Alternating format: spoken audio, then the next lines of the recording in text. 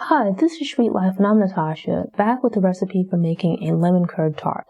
I love lemons and lemon-flavored desserts. I don't like things that are overly sweet and find that the tart flavor of lemons tend to create a nice balance in desserts. I like the rich flavors and textures of Black Forest cake or chocolate souffle, but also enjoy the citrusy tang of lemon meringue pie. Meringues are the bane of my existence, as I seem to never be able to get them right. So I instead go with this tart when I'm in the mood for lemon dessert. You get a nice combination of sweet and tang, but with the ease of decorating the dessert with fruit rather than a delicate meringue. The end result is just as pretty, but way simpler to put together. Here we go. Here I have a pot with boiling water, just about an inch at the bottom or so. And essentially we're going to cook this over a double boiler. So I'm going to pop the eggs over.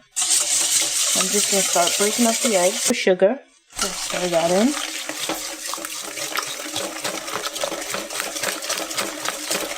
And actually I have the water at a boil. I'm just going to turn it down a little bit. You want it more like a simmer. So still warm but not like a rolling boil. I'm going to add my lemon juice. And I just put my fingers just to kind of catch the seeds to try to prevent them from dropping in. Most of them have sunk to the bottom. If you get a few in there, it's not the end of the world, but you know, if you can prevent them from going in, that's great. Just open your fingers so that way the pulp and the liquid from the lemons can pass through, but the seeds will just stay in your hand. The reason we use the double boiler is to prevent the egg from cooking and curdling.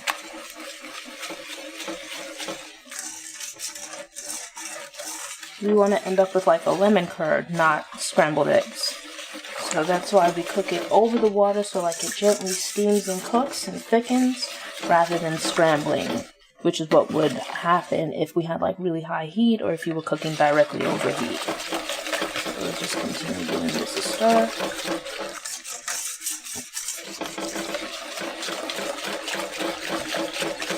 So obviously for double boiler, you might have some concerns about the acid and the eggs reacting with the metal bowl.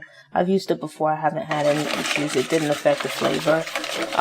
If you want to be super careful, you can use a glass bowl. Now to that, I'm going to add some lemon zest. All I did was just the lemons that I used, I just zested those. I'm going to add that in. Might not seem like it, but the lemon zest actually adds a lot of flavor. Because of the oils and whatnot in the skin.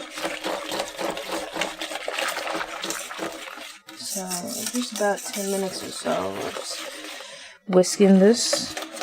And you want to pretty much continue whisking it consistently, because if you leave it for more than a few seconds without whisking, you run the risk of it starting to curdle, of the egg settling on the bottom and curdling.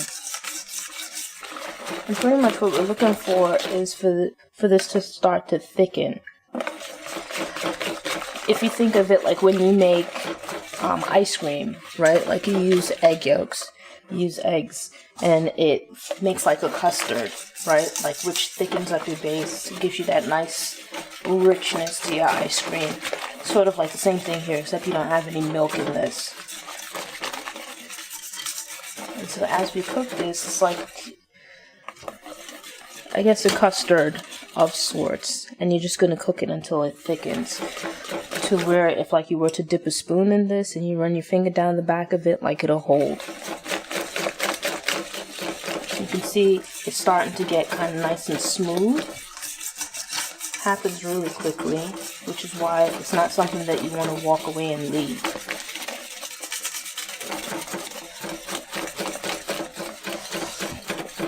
So this here, we'll continue stirring. Just scraping down the sides. You can switch arms if your arms get tired. Give one arm a rest. You can tag in someone else, have them step in and give it a whisk for a little bit. But the key is just to keep it moving. It helps to decrease the chances of your egg yolks curdling.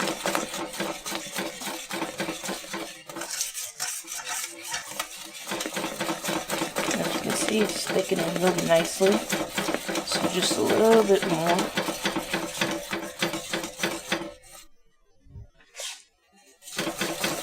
As you can see, like it had a little bit of a frothy layer on the top, that's gone away, And our curd is just now like nice and thick. Just take the whisk and clear down the sides.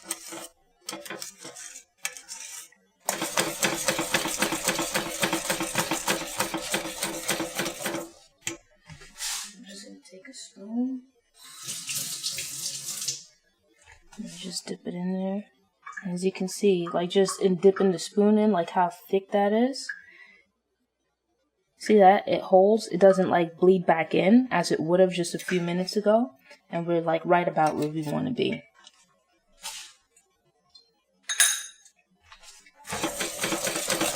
So at this point, you can give it a taste. I made this once before. I'd done a cup of lemon juice and a cup and a half of sugar, and I found that that was too sweet and you didn't get quite as much of the lemon coming through. If you like that, you can try it that way and go with that, but I actually want more of the lemon and less of like a sugary sweet flavor. I want the sugar really just to help balance out the lemon, but not to overpower it. Like it's a lemon tart, so you want like that bright lemony flavor. And so now then, we'll turn this down to low. We're now going to start adding in our butter. And here I have just a cup of butter that I've cut into chunks, and or into cubes rather. And I've just set that out on the counter, not to the point where it melts, but just really to bring it to room temperature. And we're just going to put this into our lemon mixture. And just melt it in there. No need to melt it separately. You want to incorporate it like evenly, not just dump like a bunch of melted butter into it. Here we go, just the next little bit. Now the last of the butter.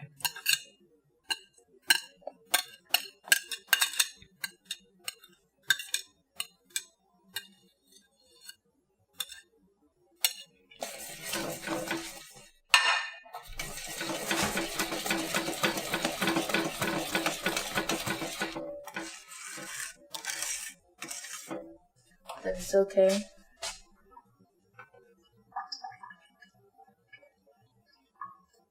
And it's perfect. Nice and lemony, not too much sugar, just the right amount of tartness.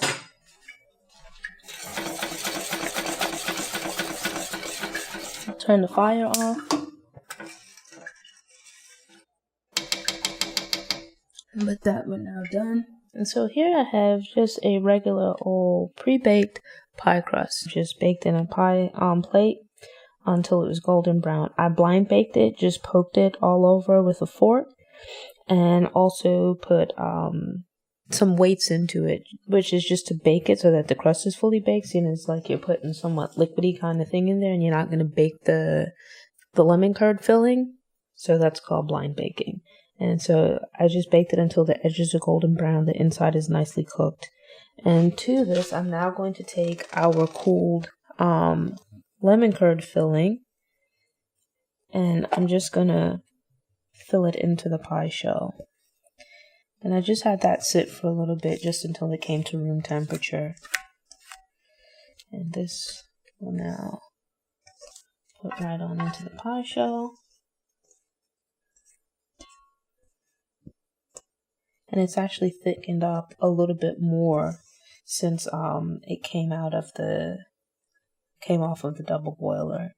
And I'll just take the spatula and just kind of even it out. Make sure that like it fills the crust evenly, so you don't have like some areas, like say here you can see the parts where I've poked it with the fork. And just gently jiggle it around so you end up with a nice level surface. And just smooth it off. It doesn't have to be perfect, just relatively smooth. And then this I'm going to take, I'll put it back in the fridge just to help it set up. It'll firm up and become not quite solid, but pretty firm. So that way when you go to cut it, it'll hold together a lot better. If you were to cut this now, like I made the mistake once when I made a lemon tart before, I put it into the crust, I put the fruits on top, and then I cut into it immediately, and the liquid just ran out. But if you take this and you just put it in the fridge for a few hours and allow it to set up, it's going to get pretty firm. And then with that, you then put your fruits on top, and then when you cut into it, it's going to hold together instead of the filling just running out everywhere. And so this will go into the fridge just for a few hours. And so here we have the tart after it's chilled in the fridge for a few hours. As you can see, it's not hard, but it is set. And this is important because we're going to start decorating it at this point. I just have some berries. You can use different kinds of fruit. And this is actually one of my favorite parts of making this tart. Obviously, my favorite part is eating it, but decorating it. You can see whatever fruit you have on hand, whatever looks fresh when you go to the store, and let that dictate your design. Berries are a good option. You can also use kiwis as far as berries, blackberries, raspberries, blueberries, strawberries are a good option. And I really just put together like random design. In this case here, I have some raspberries and blackberries, and I'm just going to put together a little design, which I'm then going to just paint with a little bit of warmed up apricot glaze. The glaze, when you put it over the fruit, you can certainly skip it, but the glaze just gives it like a nice little shine, punches up the color, makes it all the more pretty. Thanks for tuning in. To ensure you don't miss any episodes, subscribe to the channel, click the notification bell, and check out my cooking at home playlist. Go ahead and click that thumbs up button if you like what you saw, and go ahead and share it on social media.